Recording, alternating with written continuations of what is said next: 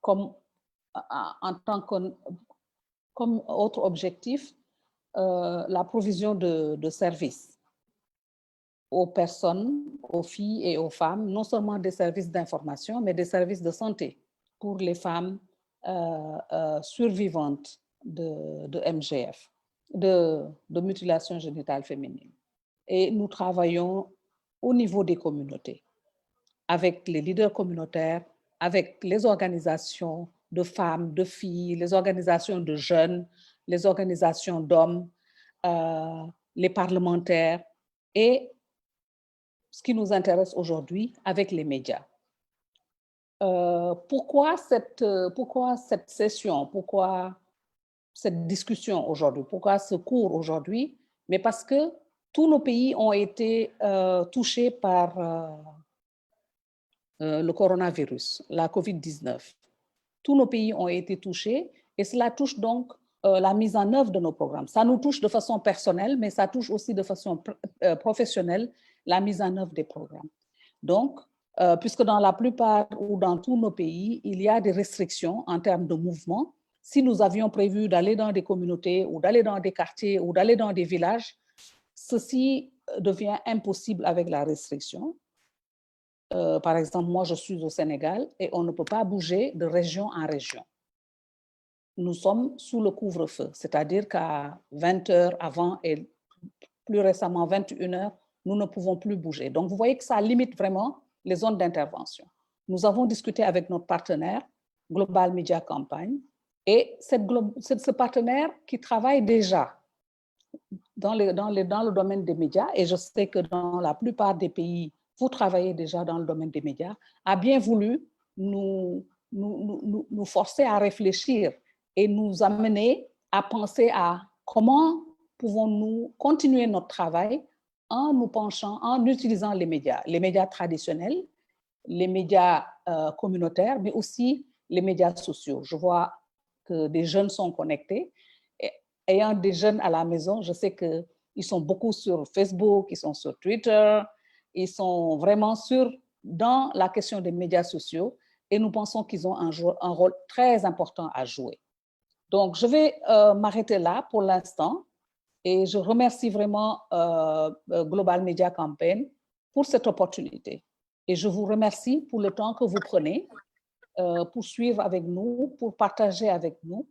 Et je pense que nous aurons des moments très intéressants et nous aurons aussi beaucoup d'idées pour nous permettre, malgré la situation de crise, malgré les restrictions, de pouvoir donner des appuis aux femmes et aux filles qui en ont besoin parce qu'elles sont toujours à risque, étant donné que les forces de l'ordre sont occupées à assurer la sécurité, à assurer la réglementation de ne pas bouger ou des couvre-feux. Nous voyons que et les filles restant à la maison, cela constitue aussi des risques potentiels. Mais cela constitue aussi une opportunité parce que nous pouvons leur parler. Elles sont à la maison, nous pouvons leur parler, nous pouvons engager le dialogue entre elles et les parents. Donc, sans être plus long que cela, je sais que je peux parler pendant toute l'heure, mais ce n'est pas mon rôle aujourd'hui ici parce que je suis passionnée de ce qu'on discute. Je vais m'arrêter là et vous présenter la collègue de Global Media Campaign, Alice Rock. Alice va aujourd'hui faciliter, disons, elle sera la modératrice de cette session. Vous pourrez poser des questions sur la boîte de discussion et les différents collègues vont répondre à vos questions parce que ce sera interactif. Mais si jamais, à cause du temps, on n'a pas répondu à vos questions, ce n'est pas un problème. Tout le matériel va être partagé, les films, les discussions, c'est enregistré, ce sera partagé et nous aurons d'autres sessions. Mais de toute façon, vos questions seront répondues tout de suite ou alors un peu plus tard. Je vous remercie et je vous souhaite une bonne session. Alice, à vous.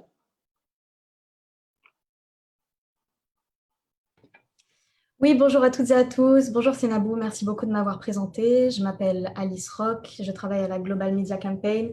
Nous sommes basés à Londres et nous sommes là pour vous soutenir à travers toutes vos activités médiatiques, que ce soit dans le développement ou dans la construction même de votre campagne à travers les médias contre les mutilations génitales féminines, à l'échelle locale, régionale, nationale, internationale. Nous sommes là vraiment pour vous soutenir.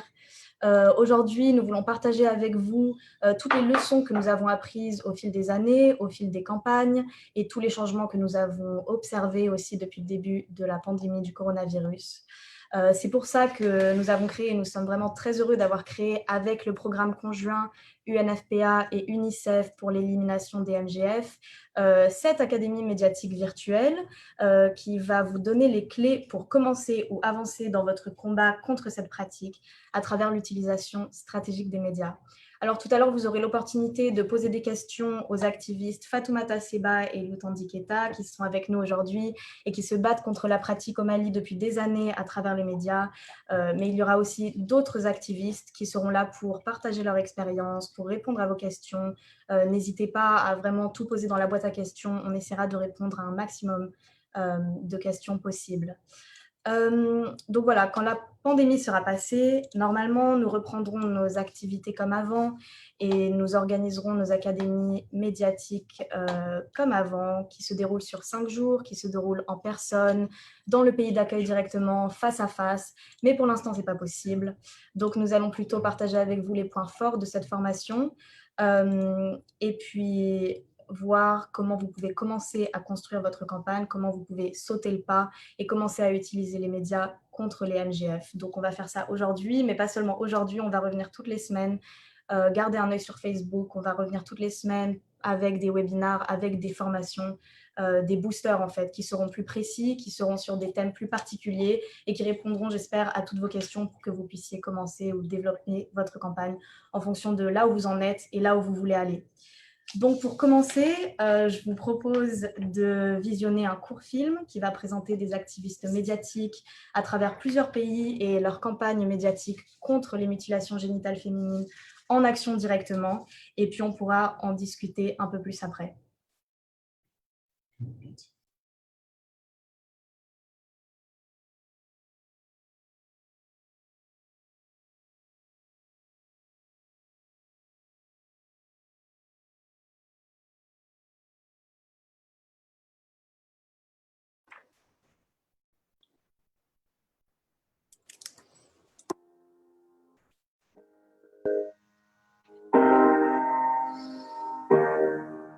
I could feel the blade cutting.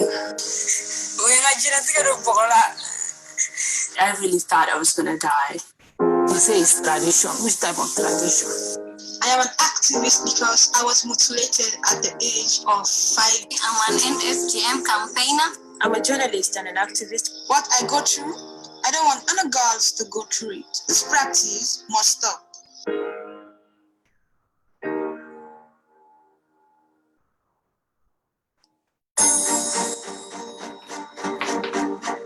In a campaign for 10 years now, TV, radio, I didn't know how to use them. I used to knock doors, talking to people, and my work was never recognized. But now I can say I'm very confident. I've amplified my work through social media, Twitter, WhatsApp, Facebook. I've seen a lot of changes in my community since I've begun engaging the religious leaders. Muslim leaders have been linked to the Islamic religion from female genital mutilation, saying the act is sinful. The circumcision of women is not allowed in Islam.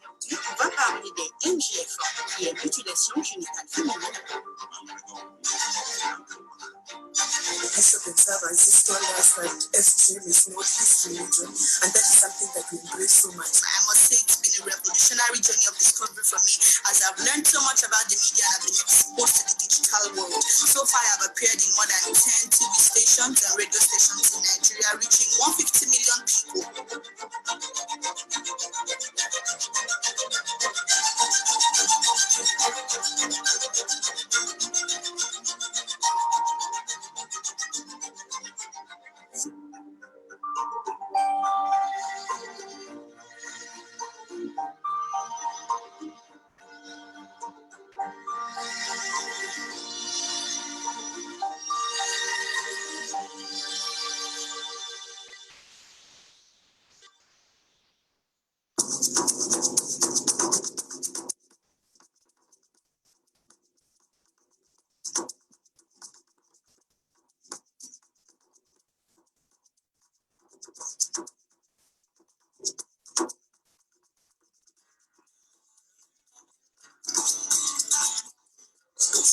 via campaign, we need to know as a community that we can go for this particular season.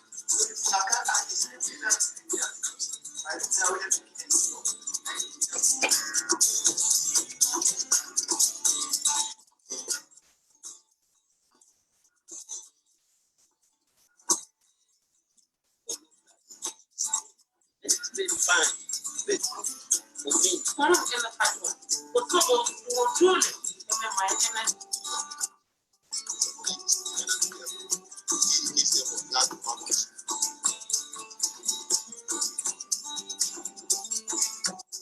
Sheikh Lidorne, can you hear? I can hear loud and clear, Sadia. Assalamu alaikum. Our main focus here is to the link, to show how this is not linked with Islam. Many people are getting the message clearly. Using the media to end FGM is really, really, really very important. It is working well. People are now changing their perception. This is definitely as a result of the media campaign on the ground. And with sustained media messaging, we will be able to achieve our abandonment goal.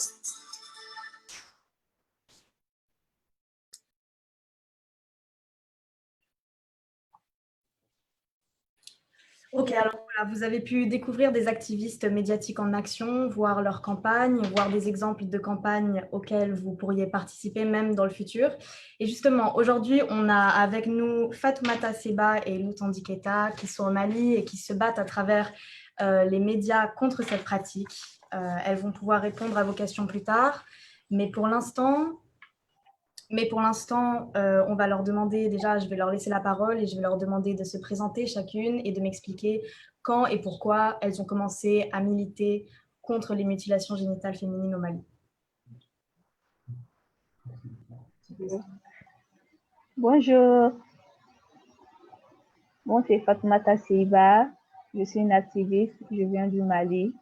Et j'ai commencé ma vie associative à l'âge de 14 ans, donc aujourd'hui j'ai 24 ans. Ça fait maintenant 10 ans que je suis dans la vie associative. J'ai commencé à militer pour les mutilations génitales féminines quand j'ai eu ma première fille. Ma belle-mère l'a pris et l'a excisée à mon insu. Dès lors, le combat contre l'excision est une lutte personnelle pour moi. Et depuis que j'ai suivi la formation de Global Media Campaign, je suis beaucoup suivie maintenant. Et je suis suivie par des millions de personnes à travers les réseaux sociaux, la radio, les télés, etc. Donc aujourd'hui, je suis vraiment fière de mon travail. Merci. Salut, bonsoir à tous. Moi, c'est Lutandi Keita, activiste malienne. J'ai 24 ans. J'ai commencé les activités en 2015 au Mali. Et depuis la formation de Global Campaign Media en 2018, je suis plus suivie sur les médias, les réseaux sociaux, les radios, les télévisions.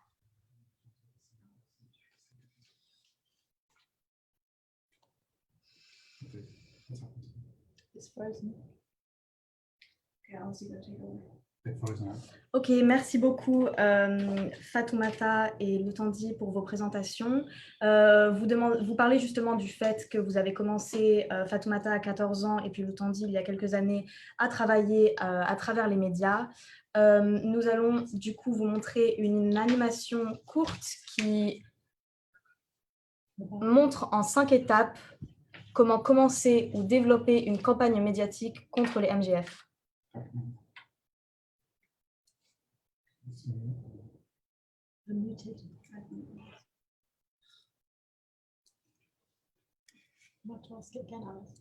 Nous allons donc passer une animation courte qui va vous montrer en 5 étapes comment devenir un ou une activiste médiatique contre les MGF. C'est les 5 étapes à travers lesquelles vous pouvez commencer votre campagne et qui vont vous aider normalement à débuter ce voyage-là.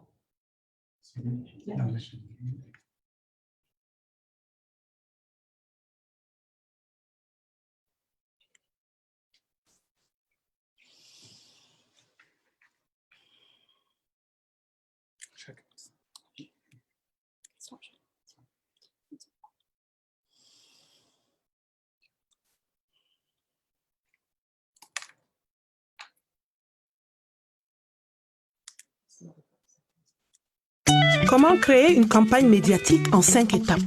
Étape 1. Prenez un smartphone pour vous connecter avec d'autres activistes et créer un groupe WhatsApp pour organiser votre projet médiatique. Étape 2. Faites une liste de personnes importantes qui soutiennent le message que vous souhaitez diffuser à la radio et à la télévision. Ce sont des influenceurs. Cela pourrait être un chef religieux, un médecin, une sage-femme, un ancien du village, un chef communautaire. Ce sont des gens que la communauté respecte. La décision n'a rien à voir avec la religion. Étape 3. Faites une demande de financement auprès de la Global Media Campaign pour acheter du temps d'antenne. Nous appelons cela une subvention d'action directe. Étape 4. Appelez vos stations de radio et de télévision locales. Dites-leur que vous avez des fonds pour diffuser la parole du docteur A ou de l'imam B. Appelez ensuite les influenceurs et mettez-les en contact avec les rédacteurs. Étape 5. Dès que le message commence à être diffusé et à atteindre la communauté, enregistrez l'activité sur votre téléphone. Enfin, partagez-la largement sur les réseaux sociaux. Pour plus de détails sur comment présenter vos chiffres d'audience, mesurer l'impact de votre travail et rédiger un rapport financier précis, rendez-vous sur notre Académie médiatique sur Facebook.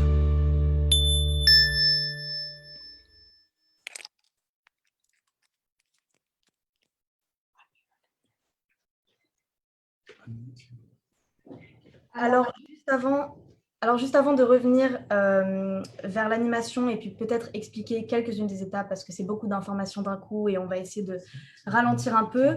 Je voudrais revenir vers Loutandi et Fatoumata pour que, Loutandi, tu puisses me dire qu'est-ce que le coronavirus a changé par rapport à tes activités, par rapport à ta campagne, aux opportunités, à ce que tu peux faire avec les médias contre les MGF. Qu'est-ce qui a changé pendant cette pandémie?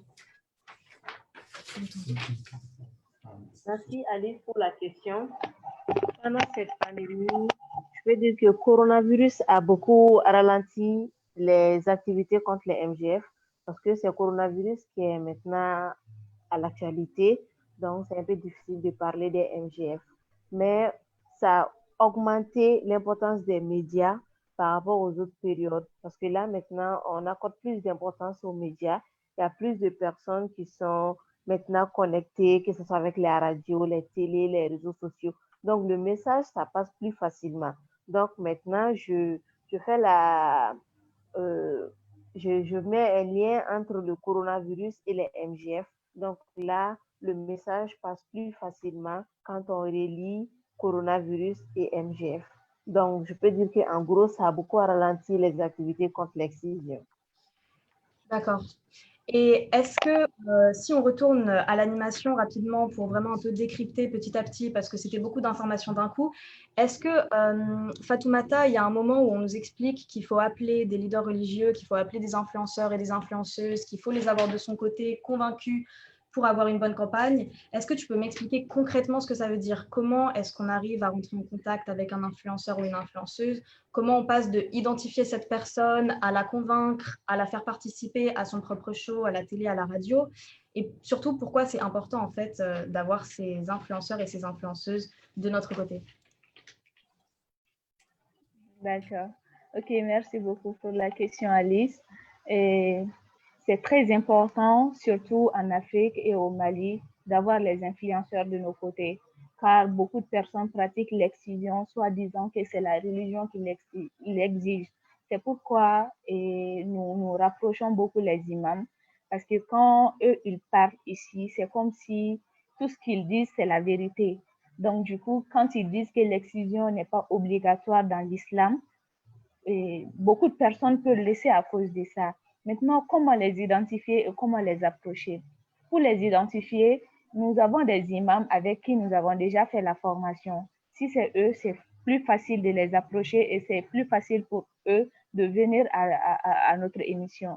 Mais par exemple, si c'est une autre personne du quartier, par exemple un autre imam, et qui n'a pas suivi la formation, mais qui a beaucoup d'influence dans la société et que nous voulions vraiment que c'est lui qui fasse notre show et que c'est lui qui donne les conseils aux gens. Nous déplaçons d'abord parce que ici, les appels, les messages et autres, ça ne marche pas beaucoup. Donc, nous nous déplaçons, nous partons voir la personne et nous les expliquons en leur disant que vraiment l'excision cause beaucoup de problèmes et que les femmes souffrent à cause de l'excision. Et nous voulions qu'ils essayent de les sensibiliser, de nous rejoindre et d'essayer de sensibiliser la population afin que les gens puissent comprendre que l'excision est différente de la religion. Comme ça, par exemple, des fois, on leur donne de l'argent, des fois, on les invite juste et on leur donne leur transport pour qu'ils puissent aller sur le plateau. Et Lutandi, est-ce que tu dirais que c'est la même chose avec les médias, avec les rédacteurs et les rédactrices? C'est-à-dire que si tu as repéré une station radio ou une chaîne de télé sur laquelle tu voudrais organiser un show, comment est-ce que tu fais pour contacter ces personnes? Comment est-ce que tu fais pour savoir si c'est le bon prix? Est-ce que tu peux négocier? Si tu peux négocier, comment est-ce que tu peux négocier? Est-ce que tu dirais que c'est la même chose que pour les influenceurs? Il faut peut-être sensibiliser même en personne ou est-ce qu'il y a d'autres manières de le faire? Oui. Tout d'abord, pour les médias, il faut cibler les médias d'abord. Les médias qui a plus d'influence dans la zone, les médias qui est plus écoutés, qui a des émissions qui sont vraiment écoutées. Donc, après le ciblage des médias, on ne téléphone pas. On part directement sur le lieu, on discute avec le directeur. Il y a lieu de négocier parce que les temps d'antenne, ça coûte vraiment cher. Les INR, ça coûte cher. Donc, en tant qu'activistes, nous sommes tout d'abord des volontaires. Et après la négociation, il faut parler du thème. Déjà, quand on parle de l'excision, il y a plusieurs stations radio qui sont réticentes par rapport à l'excision parce que c'est un thème vraiment sensible au Mali, vu qu'on relie l'excision à la religion. Donc, c'est vraiment sensible. On est obligé de négocier avec le directeur, négocier avec l'animateur pour être sur le plateau. Donc, ce qui est du choix des médias, c'est vraiment pas facile parce qu'il faut avoir les médias qui sont vraiment influents pour qu'on soit mieux écouté, pour qu'après une heure d'émission, on soit sûr d'atteindre au minimum 1 million d'auditeurs, 1 million de téléspectateurs. Donc, pour cela, il faut vraiment négocier. Il faut négocier les médias. Il faut savoir les parler. Et pour cela, on n'est pas obligé d'avoir des gros diplômes de marketing, de négociation, d'animation, etc. On peut juste être naturel en activiste. Il faut dire juste que je suis une activiste, je veux passer telle information, ça concerne tel thème, je sais que c'est sensible, mais il faut en parler pour mettre fin à la pratique parce que ça fait des ravages au cours de la journée. Donc déjà, la sensibilisation, c'est à 2 phases. Il faut sensibiliser les personnels de la radio, de la télé ou du média qu'on veut utiliser et après, sensibiliser la population. Vraiment, le choix des médias, c'est pas facile, surtout au Mali. Merci beaucoup. Juste pour dire à tout le monde, toutes ces informations, pas besoin de noter tout de suite, elles seront toutes disponibles sur Facebook sous forme de vidéos ou bien sous forme de feuilles de route. On va vous montrer tout de suite une petite visite guidée à travers le groupe Facebook pour que vous puissiez savoir où trouver ces informations de manière efficace et rapide, justement.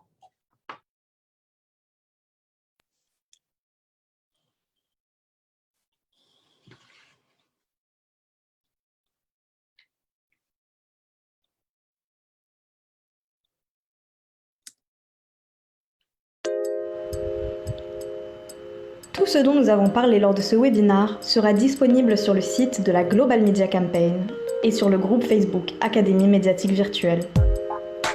Voici une visite rapide à travers le groupe Facebook de l'Académie médiatique virtuelle et les documents que vous pourrez y trouver. Allez sur facebook.com et écrivez Académie médiatique virtuelle dans la barre de recherche juste ici. Ça, c'est nous. Maintenant, cliquez sur Rejoindre.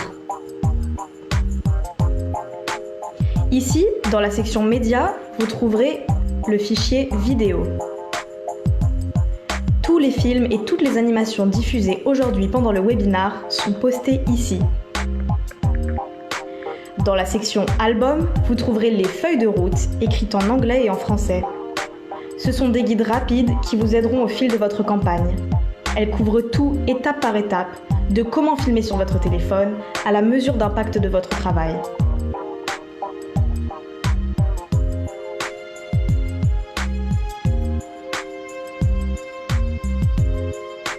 Toujours dans Album, il y a aussi rencontrer nos activistes médiatiques.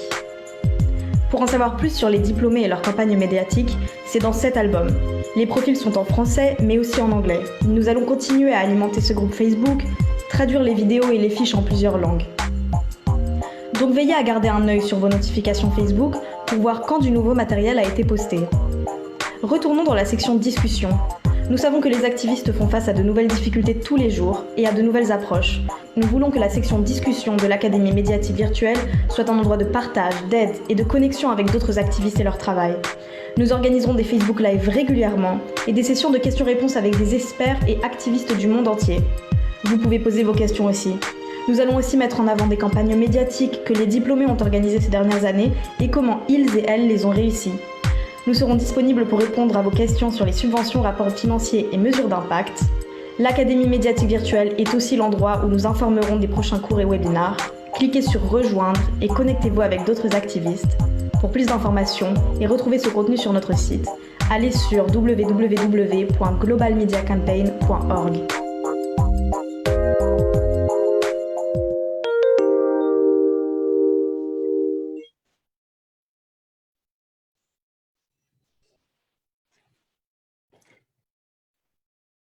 Ok, alors on va revenir rapidement vers Loutandi et Fatoumata pour poser quelques questions qui viennent de la boîte à questions directement de l'audience.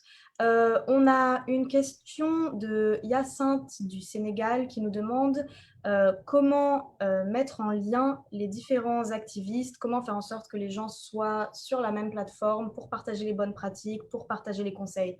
Comment en fait on arrive à créer une communauté activiste pour partager vraiment tous ces conseils et toutes ces expériences? Oui, ça c'est une très bonne question. Comment relier les activistes des différents pays? On peut le faire à travers les réseaux sociaux, par exemple à travers WhatsApp. À travers WhatsApp, on peut être en contact. À travers le lien Facebook de JMC même, on peut être en contact. On peut partager les idées, les expériences, les activités. On peut les partager sur Facebook, on peut les partager sur Twitter et sur WhatsApp aussi. On peut être en lien. C'est une très bonne question, merci. Ok, pour rajouter aussi, allô, je suis là. En fait, et pour rajouter un peu, je voudrais dire que la page Facebook de GMC, le nouveau groupe qu'on a créé, est une très bonne plateforme sur laquelle toutes les activistes peuvent se rejoindre et peuvent partager leurs expériences. Merci beaucoup. On a le docteur Kouyaté qui est basé à Addis Abeba. Qui va... Oui. Ok. On a docteur Kouyaté qui est basé à Addis Abeba qui va répondre à une question. Ça fait plus de 30 ans qu'il se bat contre les MGF. Docteur Kouyaté, si vous pouvez juste mettre votre vidéo.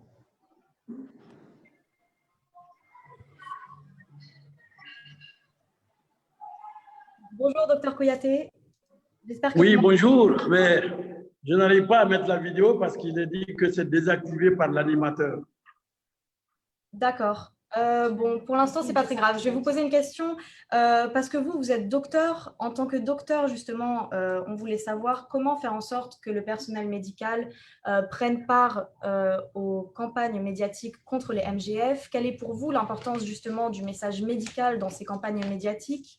Et est-ce que vous auriez des conseils à donner à des activistes qui, eux et elles, voudraient justement collaborer et travailler avec des docteurs, avec des gynécologues, avec des agents de santé en général pour créer leur campagne médiatique contre les MGF?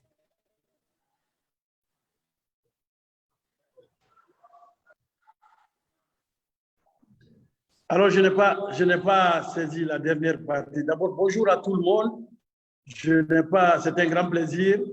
Je n'ai pas saisi la dernière partie de la question, mais j'aimerais que l'animateur appuie sur la vidéo, comme ça, pour que je puisse voir tout le monde. Voilà.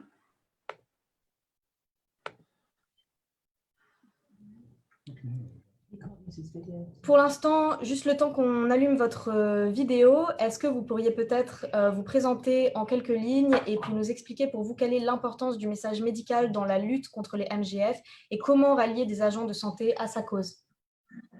Alors, merci beaucoup. C'est un grand plaisir et c'est un très grand plaisir aussi de voir ma sœur Sena Boutal, qui est une compagne de lutte dans cette croisade contre les mutilations génitales féminines.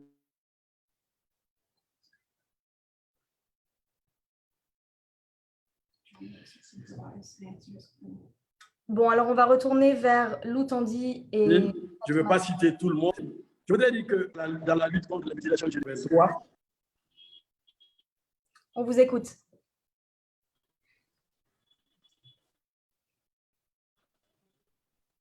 Vous m'entendez? Ok, rapidement, quand la connexion se stabilise, on va retourner vers Loutandi et Fatoumata. On a quelques Vous m'entendez? Allô? Sur comment mesurer l'audience de votre show. Comment est-ce que vous savez combien de personnes vous atteignez pendant un show à la radio ou à la télé? Comment est-ce qu'on mesure ça? D'accord, merci beaucoup pour la question. En fait, pour savoir combien de personnes on a atteint, il faudra demander ça à la radio ou à la télé. Parce qu'en général, c'est juste quand l'émission se passe, ça affiche directement quand il y a telle personne en ligne qui est en train de me regarder ou qui est en train de nous écouter. Des fois, on leur demande est-ce qu'il y a beaucoup de personnes en ce moment qui nous écoutent.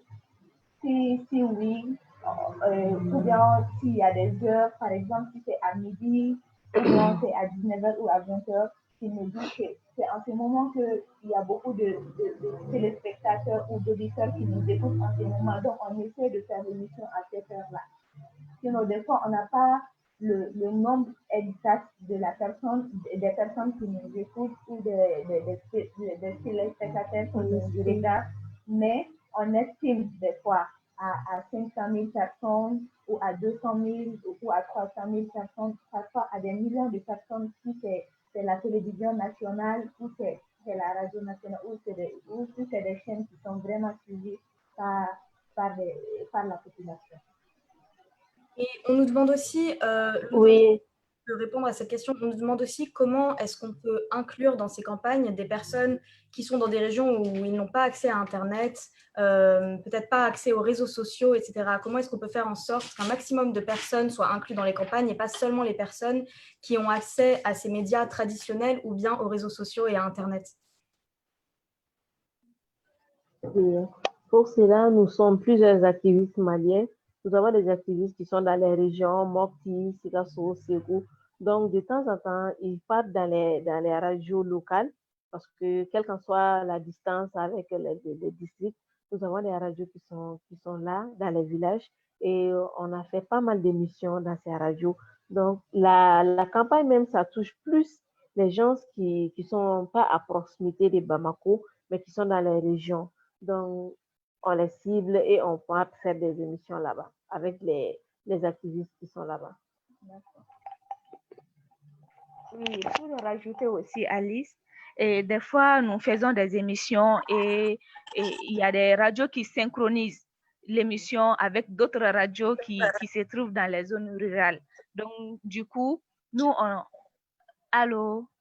Oui, donc du coup, nous, les gens qui sont dans les zones rurales peuvent écouter l'émission que nous, on a fait ici à Bamako, même si la radio n'est pas dans cette zone, car ils synchronisent avec d'autres radios qui se trouvent dans des zones éloignées. Merci beaucoup. On a Diaka Kamara qui est avec nous aussi. Elle est basée à Conakry et elle se bat contre les violences basées sur le genre en Guinée, mais aussi ailleurs. Et elle est avec nous justement pour nous parler. Est-ce que vous nous entendez, Diaka? Oui, je vous entends très bien. Bonjour à tous et à toutes.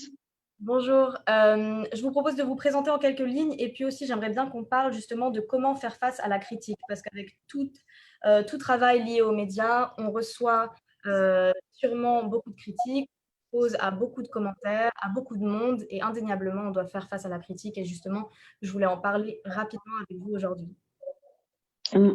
Bonjour à tous, moi je suis Diaka Camara, je suis journaliste, activiste et chef d'entreprise. J'ai ma propre boîte de communication et de production audio visuelle. J'ai grandi aux États-Unis, je suis rentrée en 2011 en Guinée, là où j'ai commencé, comme j'ai dit, la communication et la production. Et donc, j'ai produit des émissions télé que je présente. Ça m'a donné une certaine notoriété, si vous voulez, une certaine célébrité. Donc, j'ai décidé d'utiliser cette image pour la mettre au service des causes qui me tiennent à cœur, notamment l'excision, le mariage précoce, toute forme de violence basée sur le genre et envers les femmes, basically. Donc, voilà.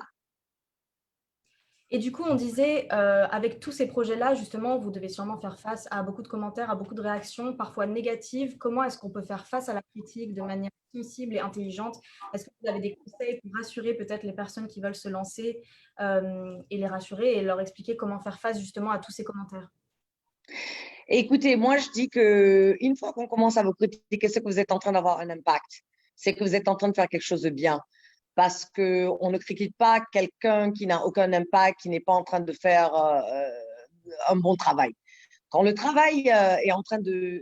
Et ils savent, je reçois sur tous mes réseaux, j'ai des milliers de followers. Donc, j'ai lancé ma première campagne contre l'excision en partenariat avec l'ambassade des États-Unis et l'USAID, qui était appelé Protégeons nos filles contre l'excision, parce que je suis partie du point de vue que le devoir de tout un parent, c'est de protéger son enfant. Et l'excision porte atteinte à la santé, à la vie même de la jeune fille et de la femme. Et donc, j'ai fait la campagne, c'est une campagne médiatique, il y avait des affiches, c'est-à-dire des grands panneaux publicitaires, qui avait un spot TV qui est passé sur les télés et sur les radios. Et les affiches, je me souviens, quand on a affiché sur des panneaux de 12 mètres carrés à travers la ville, les gens m'ont appelé parce qu'ils ont vu l'insigne de la… Je suis aussi présidente de la Fondation Diaka Camara. Ils m'ont appelé, oh mon Dieu, tu as vu ces affiches, mais c'est trop violent. Mais qu'est-ce que tu as fait? Mais les religieux vont se lever contre toi. Les gens vont se lever contre toi. Je dis, mais c'est choquant. Je dis, merci, c'est choquant. Ça doit choquer les gens. Ça doit leur sortir de cette léthargie et ça doit briser ce silence. Et donc, après, on reçoit toutes les injures du monde. Des fois, c'est en privé. Des fois, c'est même sur mes pages. Ils écrivent. Ou bien quand je poste une vidéo, il y avait récemment une petite fille qui était décédée suite aux mutilations génitales. J'ai fait une vidéo. Je dis, mais vous êtes incroyable. On doit cesser. Et donc, on m'a insulté pendant toute une semaine sur mes réseaux. Mais moi, la manière dont je prends ça comme une forme d'encouragement. Plus on m'insulte, plus ça me motive. Parce que ça veut dire que je suis en train de toucher. Je suis en train de créer ce change. Et je dis toujours aux gens, ceux qui défendent cette pratique ont toujours la voix plus élevée que les victimes ou les survivants de cette pratique. Donc, il faut pour vraiment… c'est-à-dire pour vraiment changer la balance, il faut qu'on accepte de briser ce silence, il faut qu'on accepte de parler. Et bien sûr, c'est un sujet très sensible parce que, surtout, par exemple, je prends l'exemple de la Guinée. D'abord, c'est une manière pour… c'est une manière pour eux de contrôler la femme, ça c'est de un. De deux, c'est aussi ancré dans les traditions, la culture, les mœurs. Et toi, tu ne veux pas être celle qui se lève pour dire « Ah, on ne va plus le faire ». It's like nos grands-parents, nos arrière-grands-mères l'ont fait. Elles ont survécu. Why not? Qui es-tu pour toucher, si tu veux, à une tradition qui prédate ton existence à toi-même? Donc, il y a ça, il y a l'aspect social et culturel, mais il y a l'aspect aussi économique. Parce que ces femmes, ces exciseuses, c'est de l'argent. Croyez-moi que si c'était gratuit, qu'on ne les payait pas pour exciser, vous n'aurez pas trouvé quelqu'un pour exciser. Au Sénégal, comment ils ont réussi à éradiquer? C'est parce qu'ils ont ramassé toutes ces femmes et ils les ont converties dans d'autres métiers, sages-femmes, infirmières. Donc, donc aussi, si tu veux, quand toi, tu te lèves contre eux, tu te lèves contre la culture, les traditions, mais aussi contre leur business à eux. Il y a un côté économique à la chose. Tu touches le gagne-pain de toutes ces femmes. Et donc, moi, je dis, vous allez être critiqués, vous allez être dénigrés, vous allez être insultés, mais écoutez, ça veut dire que vous êtes sur le bon chemin.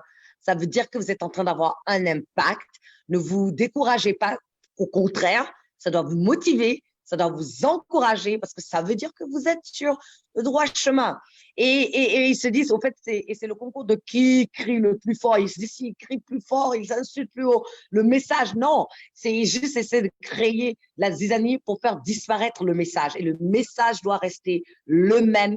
Cette pratique doit cesser. Et nous devons répéter ce message jusqu'à ce que la pratique cesse. Oui. Merci beaucoup, Diaka Camara. C'est très intéressant. Donc, pour vous, la critique, c'est une sorte justement d'indicateur d'impact. Et justement, pour revenir chez Loutandi et Fatoumata, on a une question. Quelqu'un demande justement quelle est l'approche, Mamadou de UNFP en Mauritanie demande quelle est l'approche la plus efficace. Est-ce que c'est les témoignages? Est-ce que c'est les récits? Est-ce que c'est les experts? La fiction?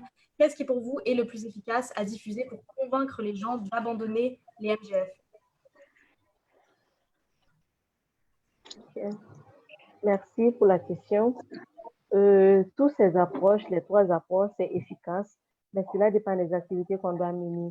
Si par exemple nous sommes à la télé, face à une émission de télé, les témoignages directs, ça fait plus d'effet. Quand on a des victimes sur le plateau qui parlent, qui font des témoignages directs, ça a plus d'effet.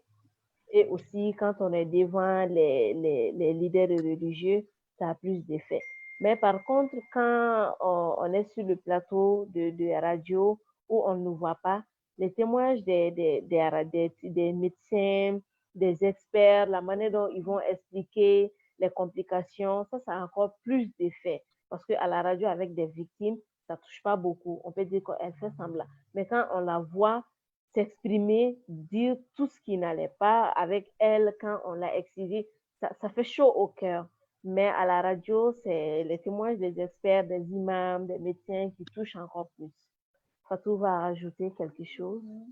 Oui, comme Loutandi le disait, les témoignages, ça fait beaucoup plus d'effet ici au Mali, plus que les autres. Mais quand on se trouve dans les conférences, par exemple, ou dans les ateliers, les vidéos qu'on a l'habitude de faire avec les victimes et autres, ça joue vraiment. Et quand on se trouve aussi dans les zones rurales et qu'on montre les vidéos aux villageois et aux autres chefs et de famille ou chefs de village, quand ils voient la vidéo et quand ils voient que la personne en réalité a vraiment souffert des conséquences de l'excision, ça peut aussi les toucher, plus que les témoignages et autres. C'est pourquoi nous adoptons tout. Donc, nous essayons de travailler avec toutes les méthodes pour enfin atteindre plus de personnes possibles. Exactement. On utilise les moyens, mais ça dépend des contextes. Sinon, les trois, c'est efficace.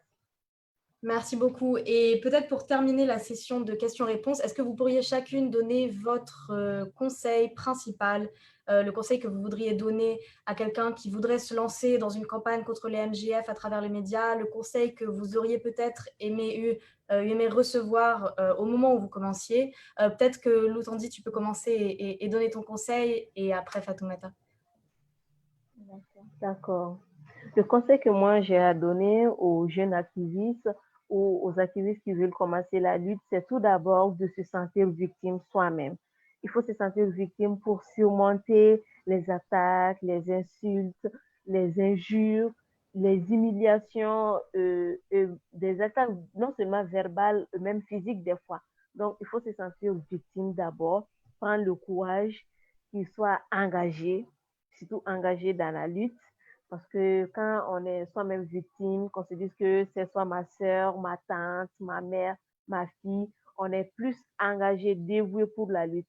En plus, il ne faut pas se dire que j'ai pas de licence en communication, je fais pas de marketing.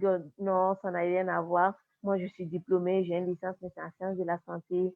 J'ai rien à voir avec la communication. Et pourtant, je suis tout le temps sur les plateaux de télé, des radios, pour diffuser mon message, parce que ça me tient à cœur parce que je suis une victime, parce que je veux mettre fin aux mutilations génitales dans mon pays. Donc, je suis engagée à fond. Donc, le seul conseil que moi j'ai à donner, c'est que chaque activiste se sente victime, engagée et ait le courage. C'est petit à petit que ça va venir, c'est petit à petit que ça ira. Sinon, moi et Fatou, on n'a pas commencé sur les chaînes de télé, on n'a pas commencé sur les radios, on a d'abord commencé au quartier, à l'école, dans les lycées, petit à petit, jusqu'à ce qu'on reçoit les diplômes de JMC pour être encore plus reconnus. Merci. Merci beaucoup, Linda. Le conseil que moi j'ai à donner aux autres activistes qui veulent adhérer et le combat, c'est de prendre beaucoup de courage. C'est vraiment prendre beaucoup de courage car la lutte contre les mutilations génitales féminines, surtout en Afrique, n'est pas du tout facile. Il faut avoir beaucoup de courage et être engagé. Et je profite de l'occasion pour féliciter Diaka car c'est pas tout le monde qui peut faire ça. Donc, du coup, je dirais aux autres activistes qui veulent adhérer, on n'a pas besoin d'avoir des millions ou d'avoir des gros ordinateurs pour commencer la lutte. C'est petit à petit au quartier, dans les sensibilisations et autres, qu'on peut faire du chemin. Sinon, je ne vais pas dire que je vais avoir 1 million ou 2 millions pour commencer mes activités. J'ai commencé les activités quand je n'avais rien, je n'avais même pas un bon téléphone, mais j'essaie de sensibiliser les gens dans les quartiers et autres jusqu'à ce que je rejoins le groupe de Global Media Campaign. Dès lors, je suis invitée sur les plateaux, je suis reconnue et je donne des conseils, on m'appelle beaucoup. Donc, du coup, il faut prendre beaucoup de courage, beaucoup de courage pour mener la lutte, car ce n'est pas une chose facile. Merci. Merci beaucoup, Fatoumata Ikondi. Merci pour tout ce que vous faites. Merci d'être aujourd'hui avec nous et merci à toutes les personnes qui ont posé des questions et qui ont répondu aux questions. Souvenez-vous que vous ne serez jamais seuls. Nous serons là à toutes les étapes du chemin. Je vais vous présenter maintenant Naïma Hassan, qui dirige les programmes à la Global Media Campaign. Elle va résumer en quelques points ce que nous avons dit pendant ce webinaire et vraiment confirmer que nous sommes là avec UNFPA et avec UNICEF pour vous aider à tout moment dans la création ou le développement de votre campagne.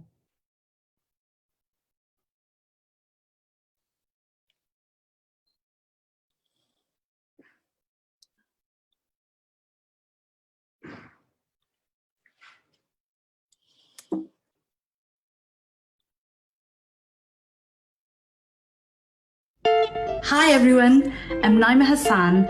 I'm GMC's Programme Director and we've been running media campaigns for the past 7 years.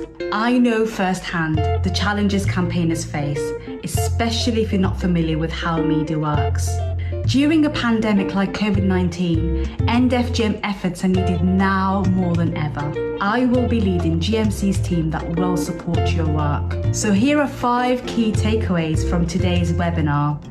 Number 1. WhatsApp is the most crucial tool to support your work. It allows you to get together with other campaigners and to organise media strategies. Number 2, agree on the list of influencers that you want to broadcast on radio and TV. This varies from country to country. In Somalia, for example, it's religious leaders, whereas in Sierra Leone, it's the paramount chiefs. You decide, you're in charge, you know who your community are listening to, respects and trusts. But you have to check out their credentials because it's not about the message, the messengers are equally important. Number 3, get your facts right. Make sure you have the right information. Be honest. On the Virtual Media Academy Facebook group, you will find cheat sheets, videos, and links from UNFPA and others to support your work. Number 4, use the right channel to communicate your work. Each community responds to messages differently. For remote areas, radios work best, whereas for young people, social media is best. Follow your country-specific guidelines to COVID-19. GMC will be hosting weekly webinars teaching you how to use social media, as well as how to get in touch and engage with broadcasters. Number 5, it's important to know if your work is making a difference. Measure your impact. These cheat sheets will show you how. And if what you're doing isn't working, Try a different approach. Contact your fellow campaigners and seek their advice, especially from those working in similar contexts. So join the Facebook group to find out how to apply for direct action grants. We are stronger together. Let's keep the fire burning, protect our girls in this pandemic and beyond. Thank you.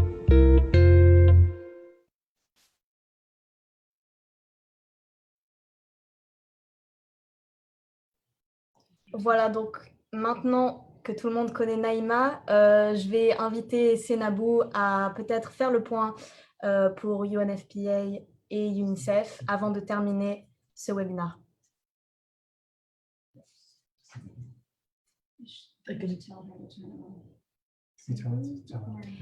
Si Senabou, peut-être que vous pouvez allumer votre vidéo. Pour l'instant, on ne vous voit pas.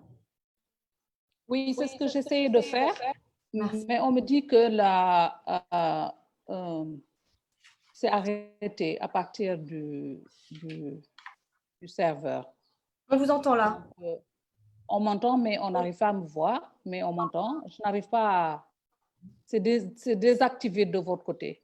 Oscar m'a envoyé un message, j'ai répondu. Mais bon, je peux rapidement... Oui, peut-être en attendant, vous pouvez faire le point en représentant le programme conjoint UNFPA et UNICEF. Oui, merci beaucoup. Merci encore à la Global Media Campaign pour vraiment cette session. Je pense que nous avons appris beaucoup de choses. En tout cas, personnellement, j'ai appris beaucoup de choses. Et je remercie les panélistes et les participants. J'étais vraiment très impressionnée par les jeunes collègues Lutandi et Fatoumata. Et j'ai vraiment aimé la fraîcheur de leur esprit et les différentes interventions, malgré les difficultés voilà, ça va démarrer. Voilà, est-ce que maintenant ça va? Oui. Oui, maintenant ça va. Donc, je disais que vraiment, j'ai bien aimé la session, j'ai beaucoup appris et j'étais impressionnée par le courage et la détermination et la passion des deux jeunes collègues, je les appelle mes collègues, Fatoumata et Lutandi. Et je leur souhaite beaucoup de bonnes choses parce que ce n'est pas facile, le contexte dans lequel elles évoluent, parce que c'est un contexte, aujourd'hui, je l'ai mentionné un peu plus haut, que le Mali restait le seul pays à ne pas avoir une loi. Et ça, c'est un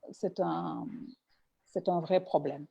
La loi seule ne règle pas les problèmes, mais avec la loi, au moins, les bases légitimes et vraiment, comment je peux appeler ça?